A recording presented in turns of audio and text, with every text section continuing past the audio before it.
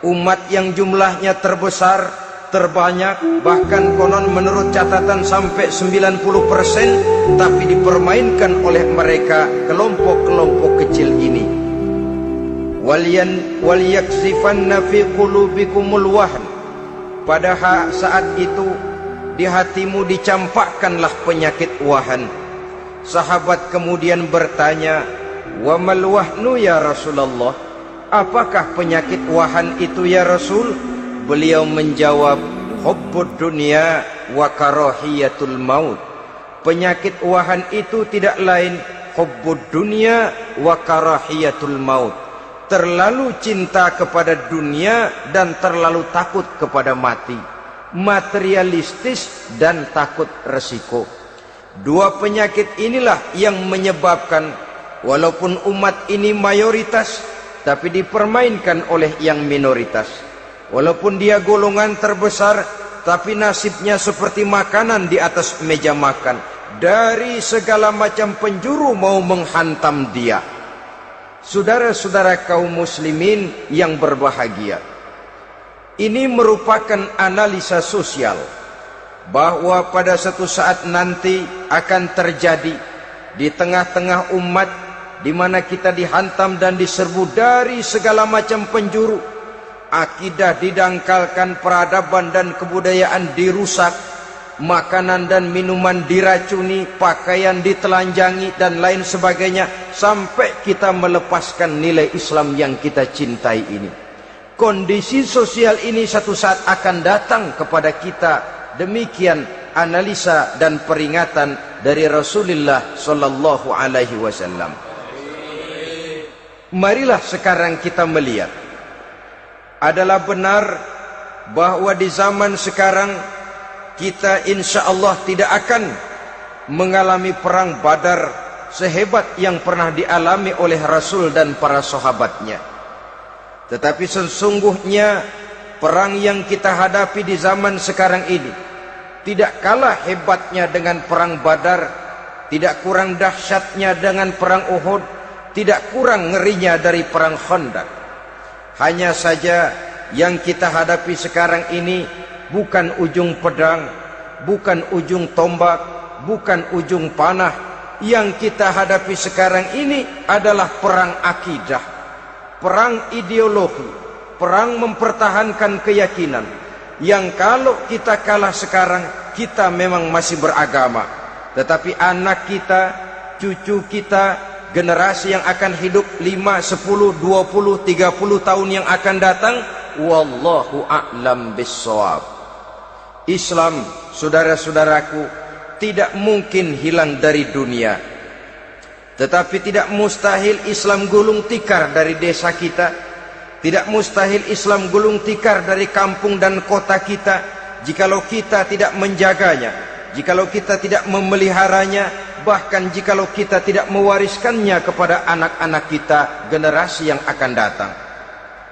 Marilah kita mengingat sejenak bagaimana Islam di Spanyol yang pernah jaya, pernah mewarnai daratan Eropa, dan yang sekarang hanya sekedar tinggal ceritanya saja. Ini pernah diperingatkan oleh Rasul dalam satu hadis, sayati ala ummati zamanun la yabqal Islam illa ismun wala minal Quran illa rasmun. Akan datang satu masa di tengah umatku di mana pada masa itu Islam ada tapi hanya tinggal sekedar namanya saja, dan Quran pun ada tapi cuma sekedar tinggal tulisannya saja.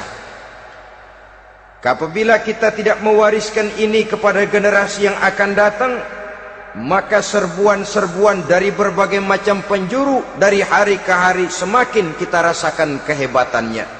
Tidak mustahil sejarah Spanyol akan terjadi di desa kita, akan terjadi di kampung kita, akan terjadi di kota kita. Orang Spanyol kalau mereka cerita kepada anaknya, mereka akan cerita, "Nak, di sini dulu ada masjid." Kapan Pak? Dulu bener dah. Banyak orang Islam kalau hari Jumat pada sembahyang, kapan itu Pak? Dulu sekali. Sekarang cuma sekedar tinggal ceritanya saja. Bukankah sesuatu yang sangat tidak mustahil apabila kita tidak menjaga dan mewariskan Islam ini kepada generasi yang akan datang, maka serbuan-serbuan akan membawakan hasil yang diinginkan oleh para penyerbu itu tadi. Kita sudah menjadi umat yang mayoritas, tetapi umat yang mayoritas ini menurut Rasul dikepung sedemikian rupa, akidahnya didangkalkan, peradaban dan kebudayaannya ditekan sedemikian rupa, kehidupan sosialnya dibuat individualis, kemudian dari segi pergaulan, pakaian, makanan, minuman dan sebagainya diracuni, sampai dia tidak lagi berpegang teguh kepada agamanya. Dan dikala itu hilang kehebatan umat ini di mata musuh-musuhnya. Orang lain memandang kita ringan saja, enteng saja, satu umat yang sudah kehilangan wibawa. Padahal konon kabarnya kita mayoritas, tapi enak saja dikutak-kutik orang lain. Dan dikala itu di hati kita merajalela penyakit wahan. Penyakit wahan itu apa? Pertama, hubbud dunia, terlalu cinta kepada dunia.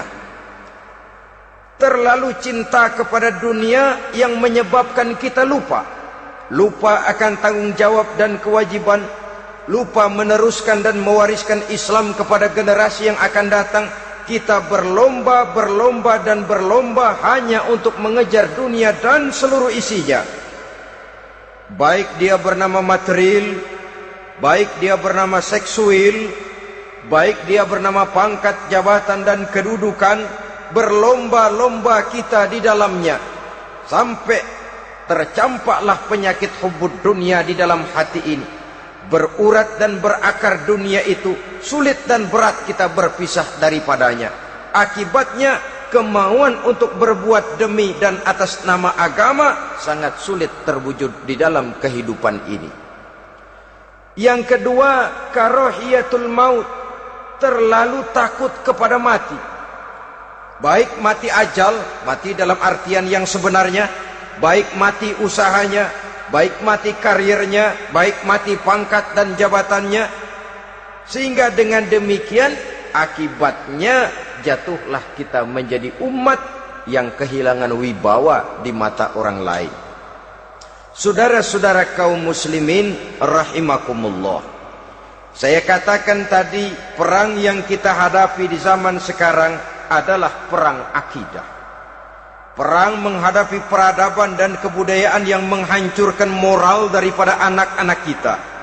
Perang menghadapi banjirnya maksiat dan munkarat, yang di tengah-tengah itu, di samping berkewajiban menjaga diri dan keluarga, kita pun juga berkewajiban menjaga anak-anak kita, generasi yang akan datang, mengarahkan dan mendidik mereka sesuai dengan yang dikehendaki oleh Allah Subhanahu wa ta'ala.